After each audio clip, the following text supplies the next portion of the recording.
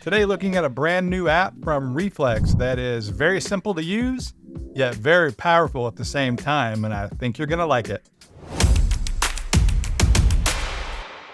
I've always thought one of the coolest things you can shoot with your smartphone is a time-lapse video. Mobile apps today make it so easy that really anyone can shoot like a pro. And now the guys at ReeFlex are making it even easier to get high-end looks shooting with your iPhone. And so as I said at the beginning, it's a very simple looking app, yet at the same time, it's very powerful. And so that's what I really like about it, especially over the native camera app. You can do similar things in the native camera app, but then this takes it a step further. You've got the simplicity of the native camera app, but then the manual control and additional effects within the ReeLapse app. And actually every time lapse or hyperlapse I did in this video, I used auto controls. I don't recommend auto for most video stuff, but shooting time lapse here, the auto settings for the most part work pretty well. Of course, there'll be times where you want to use manual, and I'll go over that in just a second, but just know that in my experience, the auto features work very well. And so the first thing you would do when you want to set up a time lapse is you want to go to the main controls. You've got frames, interval, and effects. And so frames is usually the first thing I set up. And so you record at 30 frames per second. And again, remember, you're recording video, you're not recording still images, but you still are recording one frame at a time. And so you can choose from 30 up to, I'm not even sure how far it goes. It goes a long way, 6,000 frames. A 6,000 frame time lapse at this particular setting would take 4 hours and 10 minutes. That's the capture. And that's one thing I really like about the app. It really takes away all the math that you often have to do when you're doing this in a traditional way. For most time lapse I do, as I had it set to, I usually go 300 frames. And so 300 frames takes 12 and a half minutes. So you'll get a 10-second time lapse that takes 12 and a half minutes to shoot. And that's with an interval of 2 seconds. That means the camera will take an image every 2 seconds. This has been my default for time lapse forever. This is subjective. 2 seconds gives pretty nice motion. A lot of people, when you shoot clouds and such, you'll do 10 seconds. And so for me though, it really just depends on what I'm shooting. But for everyday kind of time lapse, I like 2 seconds. But if you're doing something like a construction site or something that's taking longer, it's much slower moving, you would want to do like every 10 seconds, maybe even up to a minute. That means, again, the camera will take one shot on this setting every 38 seconds. And so to get a 10-second output though, with that interval, it would take 3 hours and 12 minutes to shoot. And then the third thing they have in this app that really kind of is the secret sauce to the app is they have motion blur and/or light trails built in. So what that means is you can turn it off and have no motion blur, and that would shoot a time lapse just like you would with the native camera app or any other app.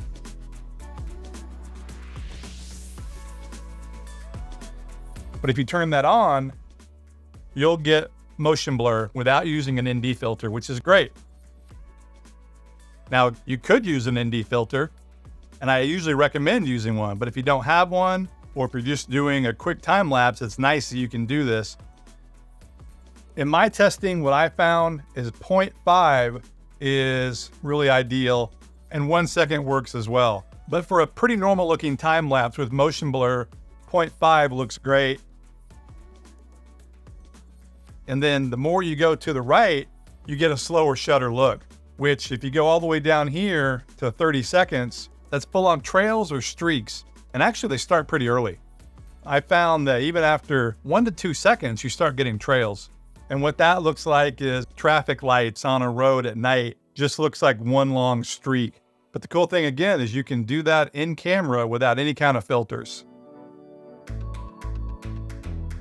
Now you can still add filters to the camera, an ND filter or what have you, and that can help because it adjusts your shutter and gives it a slower shutter in the camera, and then you're doing the effect on top of that. But for a lot of stuff, at least in my experience so far using the app, you don't have to do that.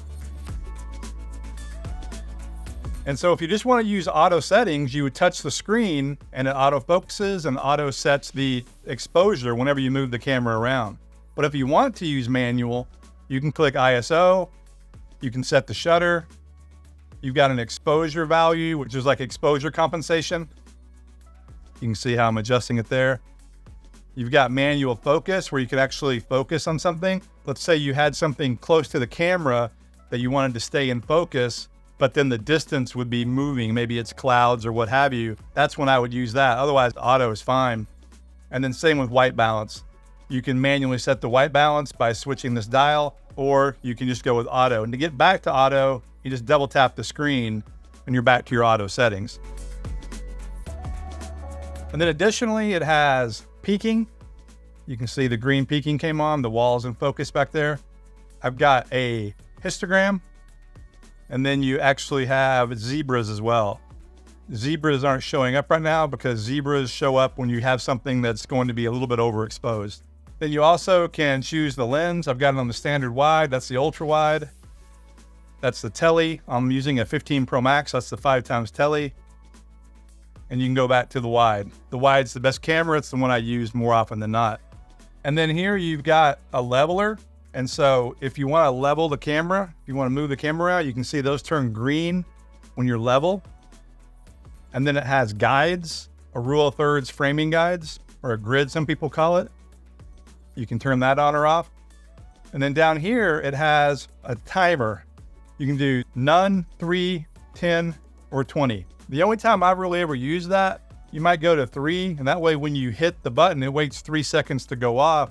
That way you wouldn't have any camera shake if you're doing a certain type of shot. But for me, really just doing 0 has been fine, but it is nice to have those options.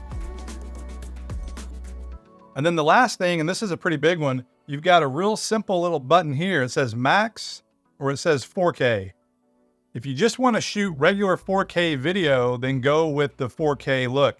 That is the 16:9 aspect ratio. Although I found that it's not quite full 4K. I'll put the dimensions on the screen here because I don't remember them off the top of my head. It is 3840, but I don't think it's by 2160. It's a little bit cropped in. However, if you go to max, then you're shooting more of a square or academy style, a 1.33 to 1 aspect ratio or thereabouts. I would almost consider it like shooting open gate. You'll hear that term used in video cameras, and that's essentially what you're doing here. You get a higher resolution, and so then in post, you can go in and push in further into the image, and you'll have the top and bottom as well. It's much larger than the actual 4K aspect ratio.